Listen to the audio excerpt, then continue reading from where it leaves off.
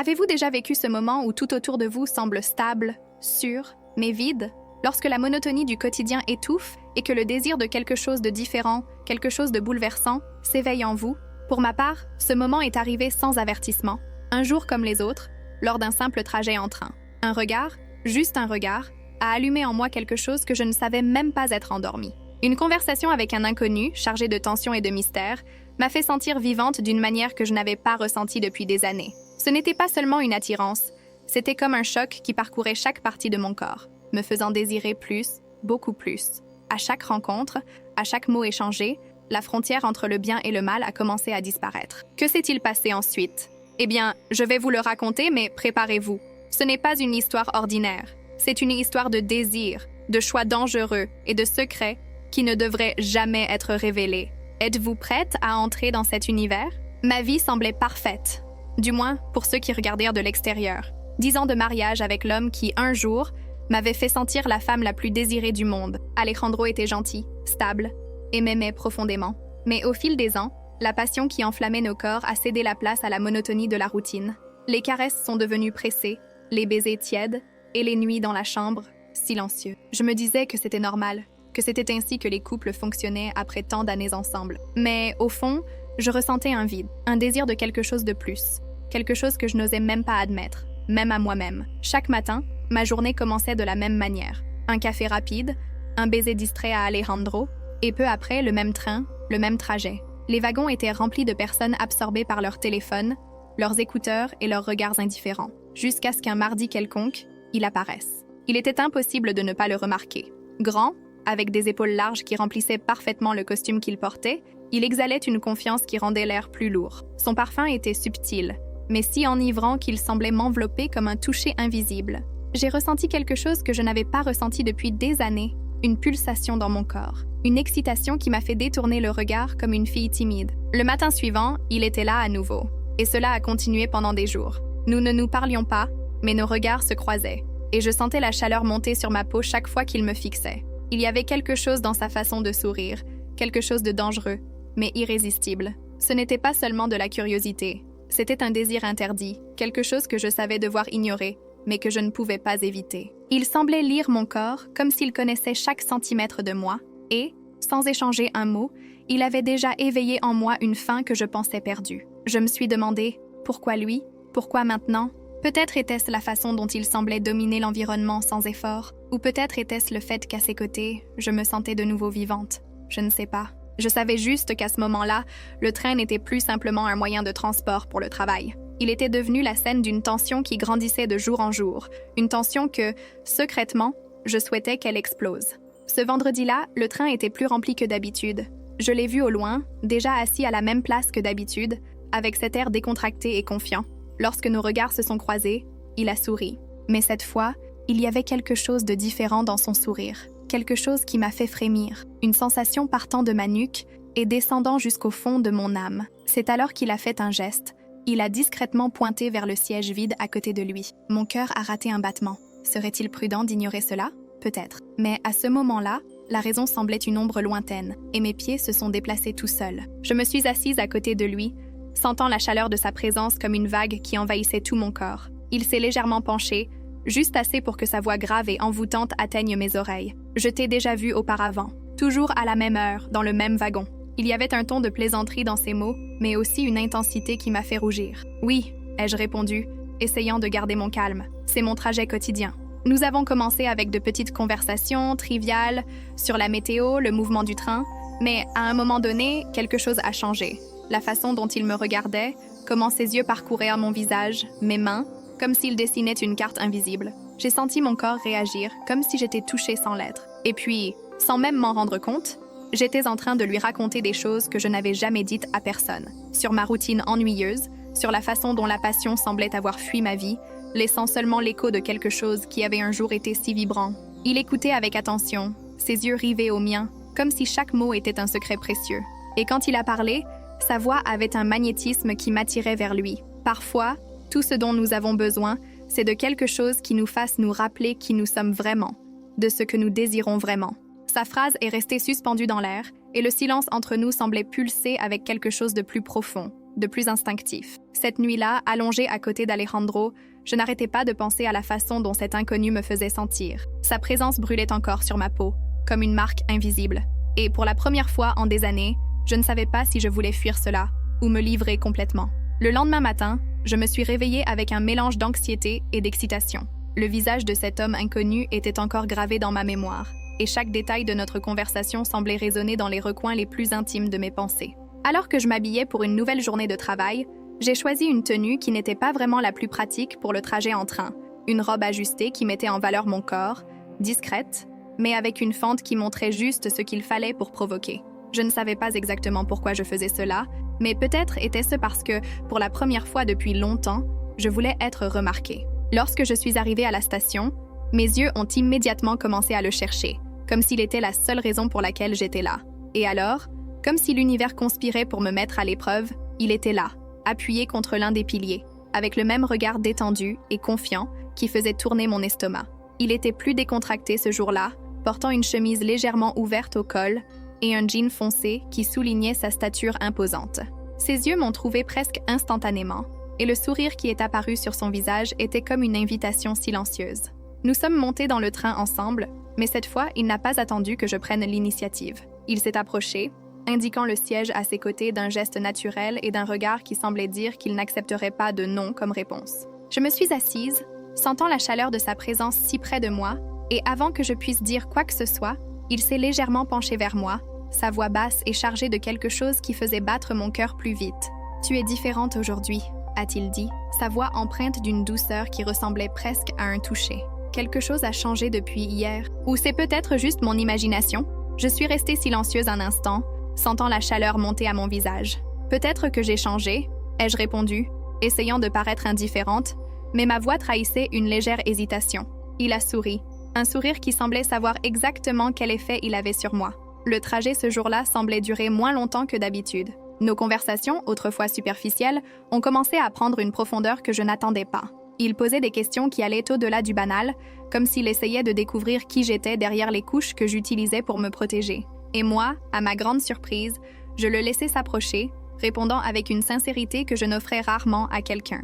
Lorsque le train s'est arrêté à sa station, il a hésité avant de sortir, se penchant légèrement dans ma direction. « J'espère te revoir demain », a-t-il dit, avec un ton à la fois décontracté et chargé d'intention. Je suis restée là, le regardant disparaître dans la foule, ressentant un mélange de soulagement et de frustration que je ne savais pas comment expliquer. Cette nuit-là, allongée dans mon lit à côté d'Alejandro, j'ai fermé les yeux et essayé d'éloigner mes pensées sur cet homme. Mais c'était impossible. Chaque détail de son visage, de sa voix, de sa présence semblait gravé dans mon esprit.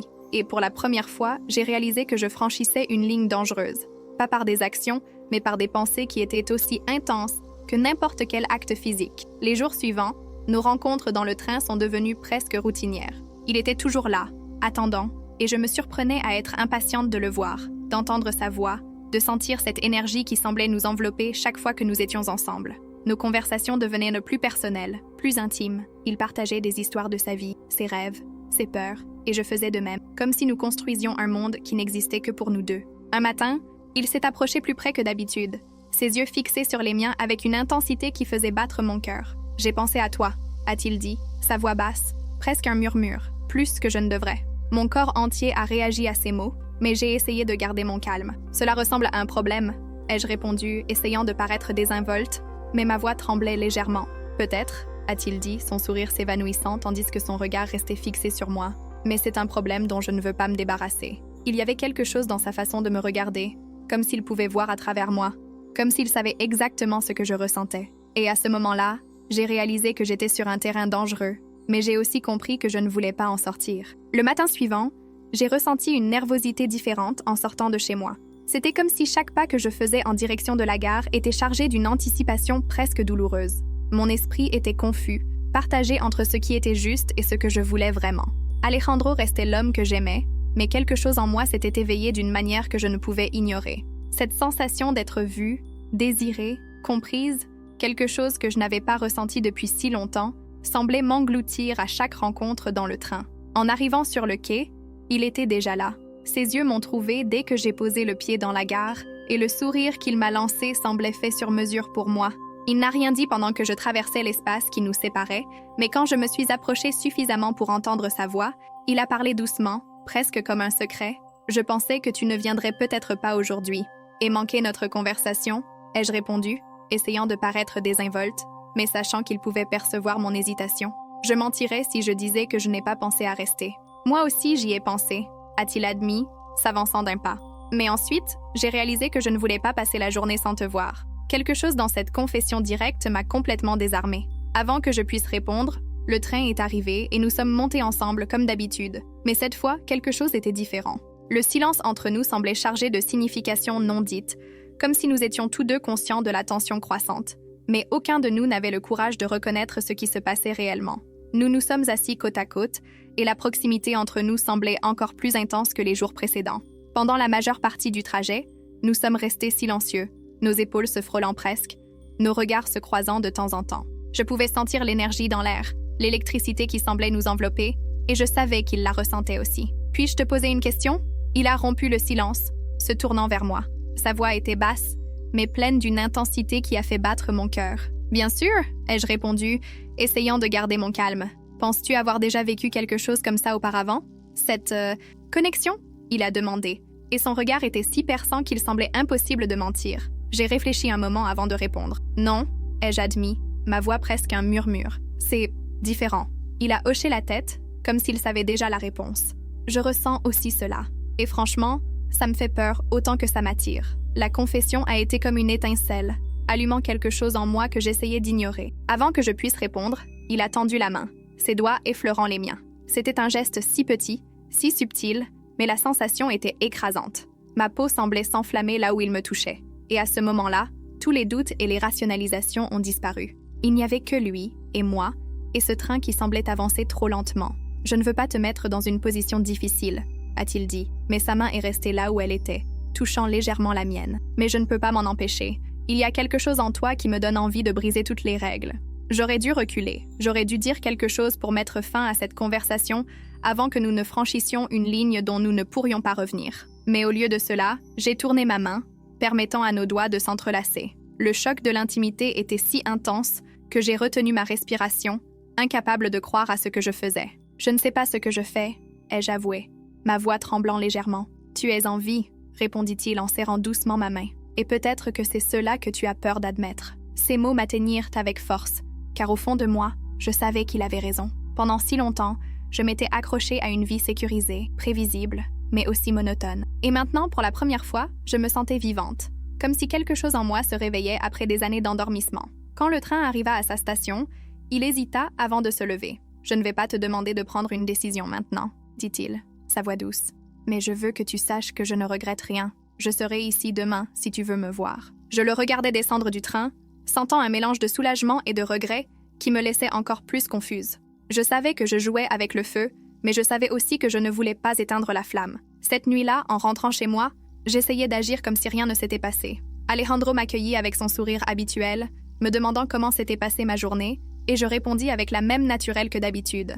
Mais à l'intérieur, mon cœur était en guerre. Chaque mot échangé avec cet homme dans le train résonnait dans mon esprit, chaque contact brûlait encore sur ma peau. Pendant que nous dînions, je réalisais quelque chose qui me surprit. Bien que j'aimasse Alejandro, il y avait une partie de moi qui aspirait à quelque chose de plus, quelque chose qu'il ne pouvait pas me donner. Et cette réalisation était aussi douloureuse que libératrice. Plus tard, alors qu'Alejandro dormait à mes côtés, je fermais les yeux et laissais mon esprit vagabonder. Je pensais à l'homme du train, à la façon dont il me regardait, comme s'il pouvait voir au-delà de toutes mes défenses. Je pensais à ce que je ressentais quand j'étais près de lui, vivante, désirée, puissante. Et, pour la première fois, je me permis d'imaginer ce que cela serait de franchir la ligne qui séparait le désir de la réalité. Tout changea en une nuit inattendue. Il était là, au même endroit que d'habitude, mais il y avait quelque chose de différent. Son expression était plus intense, ses yeux me cherchant d'une manière qu'il ne l'avait jamais fait auparavant. Quand je m'assis à ses côtés, il n'hésita pas. « Je ne peux pas m'empêcher de penser à toi », avoua-t-il, sa voix basse, rauque, chargée d'une sincérité désarmante. Mon cœur s'emballa. Chaque mot était comme une corde tirant mon désir plus près de lui, malgré tout ce que je savais en jeu. « C'est de la folie », murmurai-je. Bien que ma propre voix trahisse le nervosité et l'excitation qui me dominaient, il étendit la main, presque hésitante, mais déterminée, et la posa doucement sur la mienne. C'était un geste simple, mais chargé d'électricité. Une tension silencieuse s'empara de nous, une connexion qui n'avait besoin de mots. Je le regardais, et à ce moment-là, je réalisais que le train continuait son chemin, mais je n'étais plus là. J'étais perdue dans un monde parallèle, où seuls nous deux existions. Alors, sans dire un mot, il se leva à l'arrêt suivant, et je le suivis. Tandis que nous marchions dans les rues éclairées seulement par les lampadaires,